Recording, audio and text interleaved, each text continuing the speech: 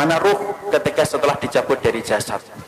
Maka kalau kita membaca dalam satu riwayat dari Bara' bin Azib, kita akan menjumpai ruh itu kalau dicabut dari jasad, maka kita harus paham, malaikat itu Pak, kalau akan mendapati orang itu meninggal dunia, maka para malaikat itu akan datang serombongan.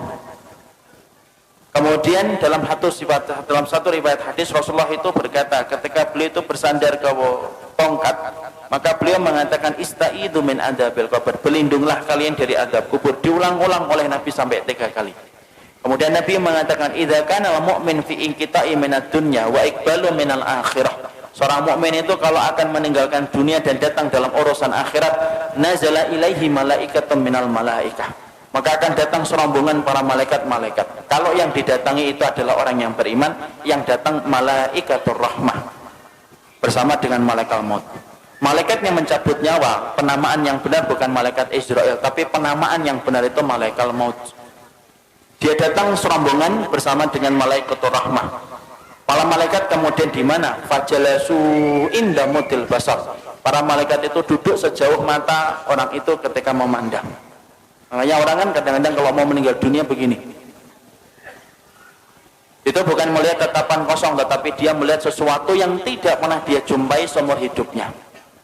Mana malaikat itu kalau yang akan dicabut adalah orang yang beriman, malaikat itu akan membawa 2 barang. 1, kafanun min akfanil jannah, kain kafan dari surga. 2, hanutun min khunutil miski, dan yang kedua itu akan membawa minyak wangi yang diambil dari surga. Setelah kemudian duduk sejauh mata memandang, yang akan datang, yang turun 1, malaikat maut di atas kepalanya.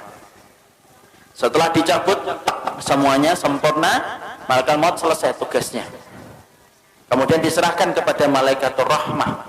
Kalau dia orang yang beriman, dibalut sama kemudian kain kafan yang diambilkan dari surga, diberikan minyak wangi dari surga. Itu loh Pak, masalah pakaian itu saking pentingnya. Ruh itu aja masih dikasih pakaian.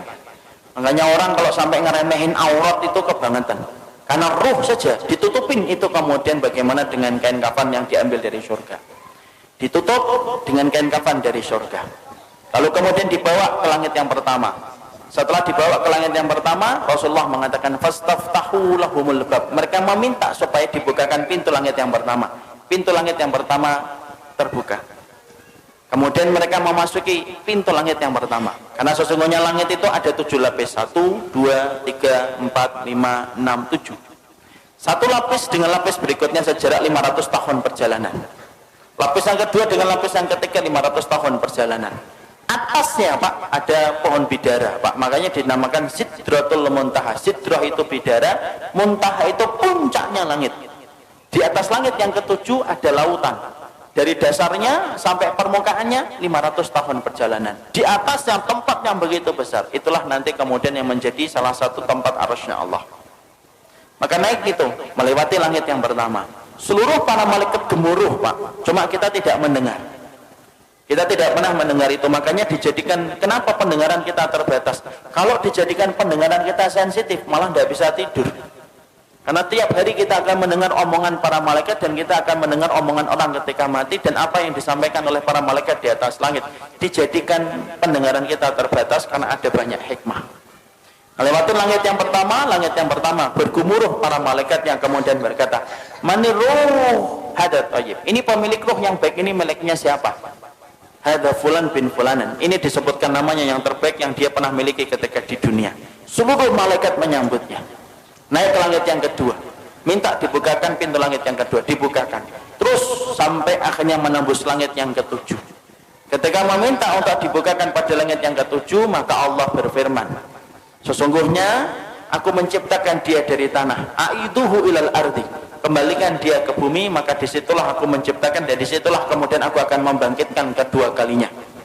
Akhirnya para malaikat kemudian membawa ruh itu, kemudian ketemu dengan jasadnya yang sedang dibawa oleh para pelayat ke area kuburan. Maka kemudian bertemulah kemudian jasad itu dengan ruh. Ya, jasad ini masih dipakai? Enggak, ini sudah selesai. Jadi yang kita pakai ini jasad sementara saja, ini kendaraan kita di dunia. Nanti ketika kita sudah mati, ketika dikumpulkan di padang mahsyar, dikumpulkan di surga, tidak pakai jasad ini. Jadi jangan khawatir yang tiba-tiba kemudian kok saya hidungnya gini, tenang, sampai mati doang. Nanti kalau sudah mati diganti hidungnya sama Allah. Karena nanti kalau kita sudah mati, nanti kita akan dikumpulkan di surga. Fisik kita itu sudah beda dengan fisik di dunia. Makanya fisik kita nanti kalau masuk surga sebagaimana fisiknya Nabi Adam. Tingginya 60 hasta, sekitar 30-40 meter. Maka ketika jasad itu dibawa ke liang kubur, sempat diketemukan dengan roh sebentar. Tapi saat itu jasad sudah tidak ada faedahnya. Kemudian ketika sudah ketemu kembali di area kuburnya, dia sempat mendengar suara terompah terakhir pelayat ketika keluar dari kuburan. Setelah itu kemudian datang pertanyaan mungkar datang, kan menanyakan 3 perkara. Apa, siapa Robnya, siapa nabinya, apa kitabnya, ataupun apa agama yang diutus kepadanya. Setelah dia mampu menjawab itu, maka yang mampu menjawabnya itu siapa? Apakah dirinya? Enggak. Tapi yang menjawabnya itu adalah dibantu sama Allah. Makanya Rasulullah membacakan ayat yusabbitullahu alladhina amanu fil qawli tsabit fil hayati dunya wa fil akhirah. Allah teguhkan orang yang beriman perkataan mereka di dunia dan perkataan mereka di akhirat. Makanya mereka lah yang bisa mengatakan Rabbku adalah Allah, Muhammad adalah Rasulku, dan Al-Quran itu adalah kitab suciku, dan Islam adalah agamaku. Allah yang menggerakkan di atas langit. Setelah dia mampu menjawab pertanyaan yang pertama, maka Allah berfirman di atas arasnya, Shadaqa abdi, hambaku ini jujur, benar dalam imannya sampai dia mau menjawab pertanyaan itu. Waftahu lahu baban ilal jannah, maka bukakan pintu antara kuburnya dengan surga. Malaikat membukakan pintu, tidak ada batasan antara kehidupannya di kuburan dengan surga. Dia melihat surga itu, tapi bedanya cuma satu, dia belum bisa masuk ke surga itu. Kemudian Allah bukakan pintu surga itu. Kemudian datang kepadanya seseorang, kemudian dia bertanya, siapa anta? Man anta? Kemudian dia menjawab, orang yang begitu rupawan itu berkata, ana amaluka sholih, saya adalah amalmu yang sholih. Ini sholatmu, ini puasamu, ini sedekahmu, ini ridhomu, ini takdirmu. Maka ini adalah keikhlasanmu, ini infakmu. Maka saya akan menemani kamu sampai nanti hari kiamat. Saking senangnya, ruh itu kemudian berteriak, teriakannya apa? Ya Rabb, aqimis sa'ah hatta arji ila ahli. Ya Rabbku, tegakkanlah hari kiamat supaya aku ketemu cepat dengan keluargaku. Masya Allah. Jadi memori tentang keluarga itu tidak pernah hilang. Sampai orang ketika di kuburan pertama kali, tidak ada yang dia lupakan kecuali adalah masalah dia bersama keluarga. Nah, disitulah kita paham. Kemudian pertanyaan kita, ruh itu ditempatkan di mana, Ustaz? Ruh itu ditempatkan oleh Allah berdasarkan perkataan yang disampaikan oleh Imam Ibnu Qayyim itu macam-macam. Ada ruh yang ditempatkan di dalam kubur mendapatkan kenikmatan. Ada ruh yang ditempatkan yaitu di tempat-tempat yang berbeda. Ada ruh antara langit dan bumi. Ruhnya siapa? Orang yang punya hutang ketika dia tidak membayarkan hutang itu sampai dia meninggal dunia. Ada ruh yang kemudian ditempatkan di tanur. Tanur itu tempat kayak periuk, masuknya kecil, keluarnya besar. Dalamnya itu ke bawahnya besar. Untuk siapa tanur itu? Tempat bagi ruh mereka yang dulunya ketika di dunia berzina dan tidak bertobat sampai mati, dibakar oleh Allah selamanya sampai nanti hari kiamat itu datang. Dan mereka berusaha keluar tetapi tidak bisa keluar. Imam Ibnu Qayyim menjelaskan itu tempat bagi para pezina yang tidak bertobat sampai dia mati. Ada kemudian ruh yang ditempatkan di sungai darah. Setiap waktu kemudian dia melipir ke pinggir, kemudian dilempari batu, kemudian dia melipir lagi, dilempari batu. Siapa itu? Pemakan riba yang tidak meninggalkan ribanya. Disitulah kita mendapati ruh itu akan ditempatkan oleh Allah berdasarkan amal-amal yang mereka lakukan. Ada enggak ruh bergentayangan? Tidak ada bergentayangan. Kayak kurang kerjaan aja bergentayangan. Karena sesungguhnya ruh itu miliknya Allah dan Allah yang menggenggamnya. Nah ini ada rumah habis mati bunuh diri, malamnya kelihatan orangnya nangis-nangis, Ustaz, itu setan. Ruh itu tidak mungkin balik, Pak. Kenapa ruh tidak mungkin balik? Karena ruh itu tempatnya di alam barzah. Dan barzah itu kenapa disebut dengan barzah? Tembok tebal yang tidak bisa ditembus itu namanya barzah. Nah kalau ruh itu masih bisa seliweran dalam kehidupan dunia, penamaan barzah itu batal demi hukum. Karena kemudian masih bisa ditembus, makanya tidak bisa balik. Ada tembok tebal, sebagaimana Allah sampaikan dalam surat Al-Mu'minun ayat yang ke-100, tidak bisa balik. Apalagi sampai kemudian balik, ngeliatin anaknya, rumahnya. Ya kalau rumahnya nggak dijual, kalau rumahnya dijual kan jadinya sedih. Loh, kok sudah ganti orang ya? Karena nggak ada yang bisa balik, Pak. Makanya ruh itu semuanya ditempatkan oleh Allah berdasarkan amalan-amalan mereka, dan tidak ada ruh yang bergentayangan. Makanya kemudian kalau kita dapatin ada tempat-tempat, ada orang mati bunuh diri kok kelihatan ada hantunya, itu bukan ruh, tapi itu setan yang mencari celah dan kesempatan supaya dia itu ditakutin. Kenapa setan itu senang untuk menakuti manusia? Karena setan tahu syirik itu mulainya pertama kali ketika takut. Orang kalau sudah takut maka cenderung gampang untuk melakukan syirik. Kalau sudah syirik nyebar kemenyan. Kalau sudah syirik dia akan kemudian korban di situ, di tempat yang dia takutin. Kalau sudah takut dia akan lewat sambil mengatakan, "Kula nuwun Mbah, ngapunten lewat Mbah." Lewat. Itu kemudian mulainya dari ketakutan. Makanya kemudian tidak ada ruh yang bergentayangan, itu tidak ada. Yang ada itu apa? Setan. Karena setan itu bisa berubah wujud apa saja. Anjing hitam perwujudan dari jin. Ular hitam perwujudan dari jin. Kemudian setan bisa berubah manusia, bisa. Makanya kita dapati ketika Nabi mau dibunuh, siapa yang memberikan saran mengumpulkan 10 pemuda untuk membunuh Nabi Muhammad? Itu setan dalam bentuk manusia. Karena setan itu bisa berubah apa saja, Pak. Dan dia bisa menjadi hantu untuk menakuti manusia. Tetapi roh itu tidak bisa bergentayangan. Roh itu berada pada alam barzah. Dan disebut alam barzah itu karena tidak bisa ditembus dengan apapun. Ya, nggak bisa ditembus apapun. Makanya kalau kita berbicara masalah hantu, hantu itu kan Masya Allah, hantu itu kan beda-beda kan di setiap negara dan setiap wilayah. Kalau di Amerika, hantu itu apa? Hantu itu keren, pakai jas, kemudian giginya runcing, sukanya gigit leher, enak itu. Itulah yang disebut dengan Dracula. Itu hantu Amerika. Kalau Cina beda lagi, hantunya lompat-lompat gitu. Kalau kemudian ada warna kuning berhenti dia, itu hantu Cina. Kalau Indonesia itu yang paling ini, Indonesia apa? Ngesot gitu ya. Itu Indonesia, Masya Allah. Ini produk karena penjajahan Belanda. Sampai bayangin hantu itu nyana longsong gitu loh. Yang paling keren itu ya Amerika, pakai jas, giginya runcing, takut sama matahari. Kenapa kok manusia itu ketika bayangin hantu itu beda-beda? Karena memang hantu itu hasil dari kemudian bayangan kita sendiri.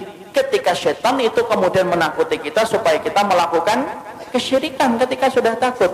Makanya tidak ada yang namanya roh itu bergentayangan, itu tidak ada, Pak. Kata Imam Ibnu Qayyim, roh itu ditempatkan oleh Allah berdasarkan dengan amalnya. Ada roh yang ditempatkan di dalam tembolok burung hijau. Rohnya siapa? Orang yang mati syahid ditaruh dalam tembolok burung hijau, kemudian rumahnya di bawah arsy. Arsy-nya Allah, mereka tinggal bergantung itu. Kemudian mereka masuk surga di waktu pagi, kemudian pulangnya di waktu sore. Tidurnya di bawah arsy-nya Allah. Ada orang solih ditempatkan di dalam tembolok burung tapi bukan hijau. Dia masuk surga tetapi kemudian dia tidak bisa menikmati sebagaimana para syuhada.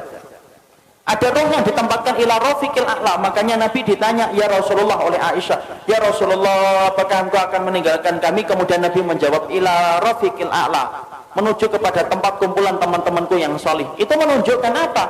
Roh itu ada tempatnya sendiri. Makanya kalau kita bertanya, apakah roh itu bisa ketemu dengan roh-roh orang lain? Imam Ibnu Katsir menjawab, iya, roh itu bisa bertemu, Pak, selama mereka sama-sama mendapatkan kenikmatan. Tapi bertemunya mereka tidak ada kaitannya dengan kehidupan di dunia. Makanya kemudian Imam Ibnu Katsir itu mengatakan, innal arwah muqassamatun ila qismain. Roh itu terbagi menjadi dua. Ada roh yang mendapatkan kenikmatan, ada roh yang mendapatkan azab. Roh yang mendapatkan kenikmatan, mereka kumpul. Sebagaimana Nabi mengatakan, ila rafiqil a'la. Beliau ingin ketemu dengan rohnya Nabi Musa, rohnya Nabi Ibrahim, rohnya Nabi Nuh, rohnya Nabi Adam. Itu yang dipilih oleh Nabi ketika beliau sebelum meninggalnya dan wafatnya. Beliau mengatakan apa? Ila rafiqil a'la. Makanya Nabi detik-detik ketika sebelum meninggal, beliau melihat ke langit, kemudian beliau mengatakan ila rafiqil a'la, tangan beliau jatuh, kemudian kepala beliau bergeser. Akhirnya beliau meninggal dunia. Berarti roh itu kumpul enggak dengan roh yang lainnya? Roh itu kumpul dengan yang lainnya selama mereka sama-sama beriman. Kecuali roh yang mendapatkan adab. Innal arwah mu'adzabah la tatakian. Sesungguhnya kalau roh yang mendapatkan adab, mereka tidak ketemu. Tapi roh yang kemudian mendapatkan kenikmatan, mereka saling ketemu. Mereka saling ketemu dan mereka saling bertanya. Makanya Imam Ibnu Katsir sampai berkata, roh itu kalau kemudian ada yang meninggal, kemudian roh ini orang yang beriman ketemu dengan saudara-saudara mereka yang sebelumnya sudah meninggal, mereka saling bertanya, gimana kabar keluargaku, Apa yang terjadi? Itu anakku sudah punya anak ataukah belum? Dia akan nanya kepada roh yang baru balik ketika sama-sama mendapatkan kenikmatan. Jadi contoh paling kasusnya Pak, ini saya kaji cukup panjang bersama dengan riwayat-riwayat yang saya peroleh dari Imam dalam riwayatnya Imam Qurtubi. Saya ini misalkan dalam rumah saya, ibu saya meninggal 4 tahun yang lalu. Ibu saya meninggal 4 tahun yang lalu. Kemudian ada itu keponakan beliau itu meninggal 2 bulan yang lalu. Ini kalau sama-sama beriman sebagaimana keyakinan dari Ahlussunnah, Imam Qurtubi, Imam Ibnu Qayyim, itu ibu saya insya Allah kalau beliau mendapatkan kenikmatan di alam kubur akan ketemu dengan keponakannya, sepupunya. Dan ketika mereka ketemu, mereka saling bertanya, gimana kabarnya Fulan? Gimana kabarnya Fulan? Fulan gimana? Bagaimana desa di sana sekarang? Kenapa mereka bertanya tentang keadaan keluarganya dan keadaan kampungnya? Karena mereka sudah terputus kabarnya dari kehidupan di dunia. Makanya inilah yang menjadikan kita akhirnya ternyata roh itu, dia itu ada yang mendapatkan kenikmatan, dan di antara kenikmatan itu akan dipertemukan dengan roh-roh yang beriman. Sebagaimana kita nanti dalam di urusan akhiratnya di surga, kita akan dipertemukan dengan teman-teman kita yang dulu menemani kita dalam kebaikan ketika berada di surga. Sama, roh pun sama, Pak. Jadi di sini kita paham tidak ada roh bergentayangan, tapi roh itu mereka akan mendapatkan tempat yang disebut dengan tempat barzah. Disebut tempat itu barzah karena tidak bisa ditembus dengan apapun, dan roh yang mendapatkan kenikmatan saling bertemu dengan roh-roh orang yang beriman yang juga mendapatkan kenikmatan. Jadi misalkan di sini di Tangmangu ini, kalau ada yang sudah meninggal gitu, kalau yang meninggalnya baik, ternyata di kuburan dia mendapatkan kenikmatan, ada saudaranya juga yang meninggal lebih dulu kemudian mendapatkan kenikmatan, itu saling ketemu. Itu saling ketemu deh. Dan itu mudah bagi Allah. Makanya Imam Ibnu Katsir itu menyampaikan itu mudah bagi Allah, karena itu merupakan bagian dari kenikmatan yang Allah berikan sebelum mereka menunggu urusan akhirat ketika kiamat ditegakkan oleh Allah. Nah itulah yang menjadikan akhirnya Masya Allah ya, sedemikian masalah roh itu.